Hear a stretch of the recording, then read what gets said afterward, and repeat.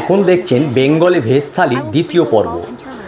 এই ফার্স্ট পর্বে আমরা আলুগুলো ভেজেছিলাম পোস্ত দিয়ে সুন্দর করে, এই লঙ্কা দিয়ে পোস্ত দিয়ে সুন্দর করে নাড়িয়ে নামিয়ে রেখে দিয়েছি। তাহলে একটা বেশ মচমচে আলু পোস্ত হয়ে গেল। এবারে আমরা এই যে চিচিঙ্গেগুলোকে সুন্দর করে কাটবো, কেটে এবার কড়াইয়ে ভালো করে জলে ধুয়ে তেলে একটু সর্ষে দিয়ে একটু লঙ্কা দিয়ে এবার ওগুলোকে ছেড়ে দেবো। ওগুলোকে ছেড়ে দিয়ে ভালো করে নাড়িয়ে চাড়িয়ে এবার একটু নুন দেবো।